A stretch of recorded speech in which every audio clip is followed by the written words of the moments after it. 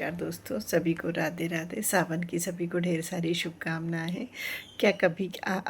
क्या आपने कभी किसी की कही हुई बात को इतना दिल से लगा लिया कि वह बात घंटों तक या कई दिनों तक आपके दिमाग में घूमती रही?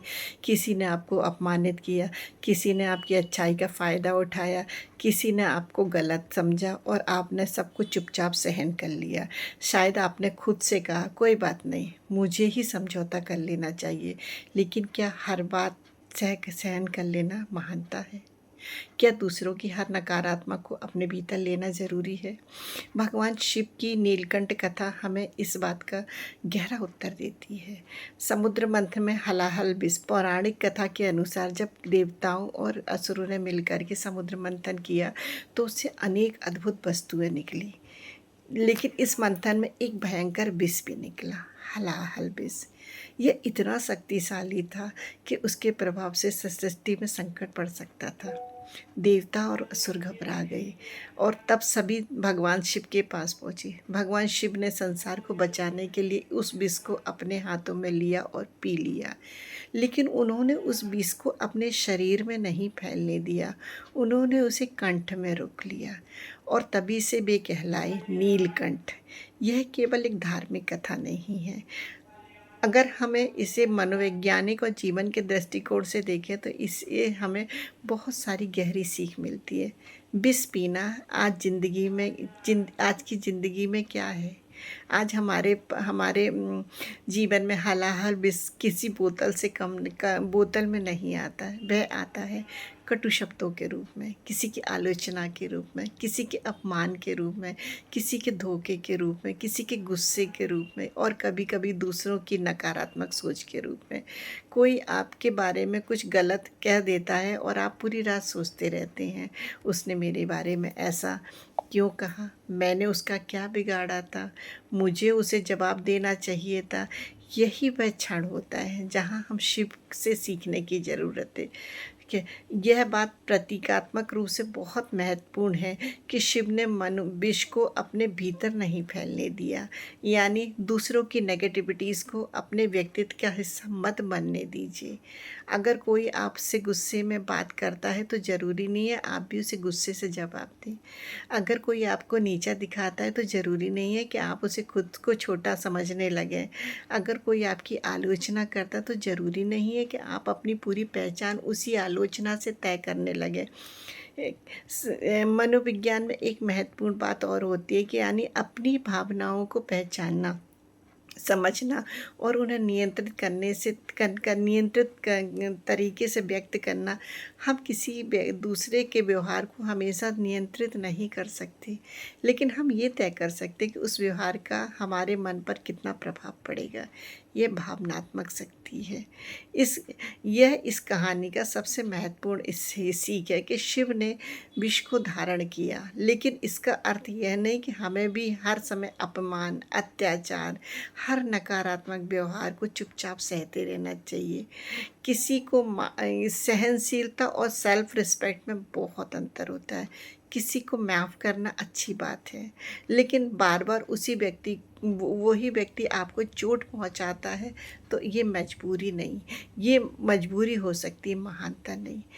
इसलिए जीवन में बाउंड्रीज डिसाइड कीजिए। कभी कभी कहना पड़ता है यह व्यवहार मेरे लिए नहीं एक्सेप्टेबल है, कभी कभी दूरी बनानी पड़ती है और कभी कभी किसी रिश्ते से बाहर निकलना भी ज़रूरी है। नीलकंठ की कहानी से हमें 5 बातें मिलती हैं कि कभी कभी अपनी शांति की सबसे अच्छा जवाब रहती है। हर आर्गूमेंट जीतना ज़रूरी नहीं है, कुछ लड़ाइयाँ छोड़ देना ही बुद्धिमानी है। दूसरा, कोई आपको आलसी कहता है, आपको कोई कमज़ोर कहता है, कोई आपको असफल कहता है, लेकिन याद रखिए दूसरों की राय आपके जीवन की अंतिम राय नहीं है। आप खुद को जानते हैं, अपनी कमियों को जान के कमियों पर काम कीजिए। दूसरों के शब्दों को अपनी पहचान में मत खोइए। बहुत से लोग इस बात से परेशान रहते हैं क्योंकि वे हर किसी से खुश करना चाहते हैं, हर काम के लिए हाँ, हर मदद के लिए हाँ, हर रिश्ते के में समझौता। लेकिन लगातार ऐसा करते करते इंसान खुद से दूर हो जाता है। इसलिए याद रखिए, ना कहना स्वार्थ नहीं, कई बार सेल्फ रिस्पेक्ट भी होता है। अगर कोई आपको व्यक्ति आपको बहुत परेशान करता है तो ज़रूरी नहीं उसकी परेशानी आपकी बन जाए। अगर कोई व्यक्ति नकारात्मक है तो ज़रूरी नहीं है कि आप भी नकारात्मक हो जाएं। आप किसी तूफ़ान में खड़े होकर भी अपने भीतर शांति बनाए रखें, यही इमोशनल मैच्योरिटी है। सबसे खतरनाक विष तो वह नहीं जो बाहर से आता है, सबसे खतरनाक विष तो वह है जो हम बार बार सोचते हैं। पुरानी बातें, पुराने अपमान, पुराने धोखे, पुरानी शिकायतें, अगर हम उन्हें लगातार मन से दोहराते रहे तो वे एक दिन हमारे वर्तमान की शांति छीन लेंगे। इसलिए छोड़ना सीखिए, माफ़ करना, जहाँ ज़रूरी हो दूरी बनाना सीखिए। एक छोटी सी बात खुद से पूछिए, आज रात आप अकेले हो तो खुद से पूछिए, मेरी ज़िंदगी में ऐसा कौन सा विषय जिसे मैं बहुत समय से अपने भीतर लेके चली आ रही हूँ। क्या वह किसी व्यक्ति की कही हुई बात है, कोई पुराना रिश्ता है, कोई असफलता है, किसी की आलोचना है, या फिर ऐसे व्यक्ति को खुद करने की कोशिश जो कभी आपसे खुश ही नहीं होगा। अगर ऐसा है कुछ है तो आज से उसे पहचानिए, क्योंकि जब तक आप अपने भीतर के विष को पहचानेंगे नहीं तब तक उससे बाहर निकल नहीं पाएंगे। भगवान शिव नीलकंठ से हमें यह नहीं सिखाते कि हर दुख को सहते रहें, यह हमें सिखाते हैं कि विष को पहचानो लेकिन उसे अपने भीतर मत फैलने दो। दुनिया में नकारात्मक लोग होंगे, लोग आपकी बात का गलत समझेंगे, कोई आपको चोट पहुंचाएगा, कोई आपकी आलोचना करेगा, लेकिन आपके पास हमेशा एक चुनाव रहता है। आप उस विषय को अपने मन में जगह नहीं देंगे। या याद रखिए, हर बात का जवाब देना ज़रूरी नहीं है, हर रिश्ता निभाना ज़रूरी नहीं है, हर किसी को खुश करना ज़रूरी नहीं है। सबसे ज़रूरी है, हर जहर को पीना ज़रूरी नहीं है। कभी कभी सबसे बड़ी आध्यात्मिक शक्ति होती है शांत रहना, सीमा बनाना, आगे बढ़ जाना। यही नीलकंठ की सबसे खूबसूरत बात है। विष दुनिया में हो सकता है लेकिन उसे अपने भीतर रखना आपकी मजबूरी नहीं। हर हर महादेव।